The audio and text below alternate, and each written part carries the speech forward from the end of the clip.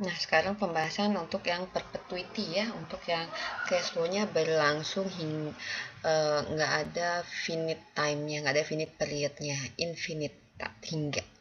Misalnya nih, ada perusahaan Velinico, dia mau menjual preferred stock-nya di harga $100 per lembar saham. Nah, kemudian kita bandingkan nih, ada juga preferred stock yang menurut kita setipe lah ya dengan yang dikeluarkan oleh Velinico ini. Itu outstanding, dia udah berada di pasar, harganya $40 per share. Kemudian dividennya itu adalah $1 per quarter. Jadi dibayarkannya itu setiap quarter atau 3 bulanan. Nah, pertanyaannya adalah berapa sih dividen yang akan Felini bayarkan itu agar menarik untuk investor ya, karena kan investor punya perbandingan juga di sini. Nah, yang perlu kita cari tahu adalah yang pertama kita cari tahu dulu tuh berapa sih required return dari preferred stock yang sudah ada saat ini. Nah, kita lihat nih. Untuk yang formula perpetuity-nya adalah present value sama dengan cash flow-nya dibagi dengan R, dimana cash flow ini adalah dividen yang akan kita dapatkan hingga tanpa batas waktu, hingga waktu tak hingga gitu. Nah, di sini berarti untuk yang sudah ada, kita cek nih. Di sini harganya adalah 40. Kemudian dia membagikan dividen $1 untuk setiap quarter. Nah, per R. Berarti kita akan dapat R-nya adalah 0,025 atau 2,5% per quarter. Ini ya, karena kan pembayarannya setiap quarter. Nah, di sini kita cek nih, oh berarti required return dari investor itu sekitar 2,5% per quarter. Nah, untuk yang share yang kita prefer stock yang kita tawarkan ke pasar ini kan kita udah patok harga 100 nih dengan preference dengan rate 0,025 atau 2,5% per quarter. Dividen yang harus kita bayarkan itu adalah $2,5 per quarter. Jadi di sini interest rate-nya yang kita samakan. Nah, lalu contoh lainnya adalah kita sedang mempertimbangkan satu preferred stock, yaitu pembayaran dividennya itu per quarter. Setiap pembayaran dividen itu nilainya adalah $1,5. Nah, return yang kita harapkan adalah 3% per quarter. Berapa harga yang menurut kita wajar untuk preferred stock tersebut? Berarti yang ditanyakan adalah si present value-nya nih. Nih, present value adalah kupon cash flow-nya dibagi dengan R. Cash flow-nya berupa dividen, lalu dibagi dengan rate-nya. Ingat ya, harus sama ini.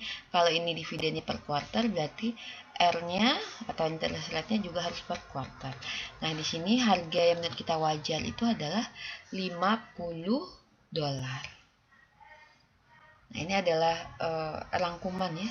Rangkuman dari annuity dan juga rangkuman dari perpetuity. Di sini ada future value untuk annuity, ini ada present value untuk annuity, kemudian ini adalah present value untuk yang perpetuity di sini. Nah, bagaimana? Ini contoh lainnya ya untuk annuity. Kalau tadi kan kita membahas cash flow-nya itu sama setiap periode pembayaran. Intervalnya juga sama sampai jangka waktu tertentu. Nah, kalau sekarang ini yang sama itu bukan nominal cash flow-nya, tapi di sini adalah growth-nya. Jadi setiap periode itu dia akan naik di tingkat G di sini growth-nya nih. Berarti sekarang present value-nya kita present value-kan semua cash flow kita. Nih, cash flow pertama dibagi 1 plus R pangkat T di sini pangkat 1 ya, plus. Nah, di tahun kedua itu naik sebesar G di sini. Berarti C dikali 1 plus G dibagi 1 plus R pangkat 2, karena ini periode kedua dan seterusnya sampai di, kalau kalian lihat hubungannya di sini, ini adalah T-1, di sininya T. Di sini kan 2, ini pangkat 1. Kalau di sini pangkat 1, ini pangkat 1 plus G nya pangkat 0 ya, berarti kan dikali 1. Nah, ini hubungannya. Nah, ini formula ini bisa kita sederhanakan.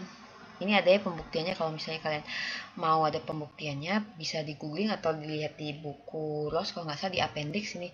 Bagaimana dari formula yang di sini bisa kita sederhanakan menjadi seperti ini. Jadi ini adalah persoalan annuity yang cash flow-nya itu tumbuh dengan tingkat growth yang sama setiap periodenya. Jadi kata kunci di sini adalah growth yang sama setiap periode. Jadi untuk mencari present value-nya dari semua annuity ini, yang growth-nya annuity, ini berarti cash flow-nya dibagi R kurangi G dikali 1 dikurangi 1 plus G dibagi 1 plus R pangkat T di sini. Nah, contohnya apa nih?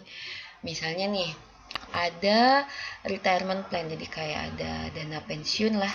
Dia menawarkan ke kita untuk ada nanti kita terima. Di sini kita baca dulu ya. Offers to pay $20.000 per tahun selama 40 tahun. Dan annual payment-nya itu meningkat 3% per tahun. Lalu berapa present value saat retirement-nya itu jika discount rate-nya adalah 10% di sini. Nah, oke, berarti di sini ya kita lihat nih, kita akan mendapatkan $20.000 per tahun, lalu selama 40 tahun. Kemudian itu meningkat nilainya.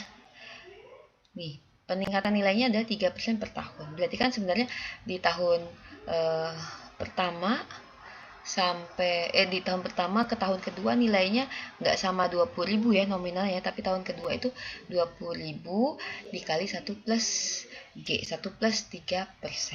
Nah, jadi kita nggak bisa pakai yang annuity biasa karena di sini ada growth-nya. Ini present value-nya adalah berarti $20.000 dibagi, ini adalah R-nya dikurangi G, required rate-nya atau discount rate-nya atau interest rate-nya dikurangi growth-nya dikali 1 dikurangi 1 plus growth dibagi 1 plus R pangkat 40 karena selama 40 tahun. Nah, di sini berarti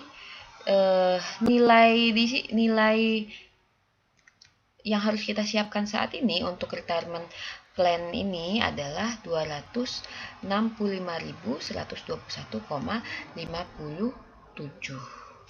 Nah, itu contoh soal kalau untuk growing yang annuity. Jadi ada jangka waktu tertentunya. Kalau kita lihat di sini ya, ini sampai waktu T di sini. Ini T. Gimana misalnya kalau growingnya dan cash flow-nya itu perpetuity, tak hingga waktunya. Nah, ini berarti kita akan mendapatkan cash flow-nya itu kalau kita present value kan ini cash flow dibagi 1 plus R, lalu ditambah cash flow dikali 1 plus G dibagi 1 plus R pangkat 2, dan seterusnya pangkat 2 sampai tak hingga di sini. Nah, ini bisa disimplifikasi nih menjadi present value sama dengan kupon cash flow dibagi dengan R dikurangi G-nya, dengan catatan growth-nya harus sama setiap tahunnya, rate-nya juga sama. Nah, kita cek di sini contoh soalnya ya. Kita mengharapkan dividen tahun depan itu nilainya $1,3. Dan dividennya itu bukannya fix $1,3, tapi dia akan tumbuh 5% tak hingga di sini. Jika diskon rate 10%, berapa value dari si dividen ini? Dividen yang tak hingga ini. Jadi intinya kayak berapa sih harganya si stok ini, kalau misalnya stoknya bisa bayar dividen di tingkat 1,3, di nominal 1,3 dan tumbuh 5% tak hingga. Oke, sekarang berarti present value sama dengan cash flow-nya yaitu dividen saat ini, lalu dibagi dengan ini R dikurangi G di sini ya. Nah, di sini ya, C dibagi R minus G. Belum. Yang ini ya. Nah, nilainya adalah $26. Ini adalah present value atau value dari dividen streamnya. Jadi semua dividen yang dibayarkan tak hingga itu nilainya saat ini itu adalah $26. Nah, itu dulu bahasan untuk perpetuity. Nanti kita akan lanjutkan lagi dengan effective annual rate.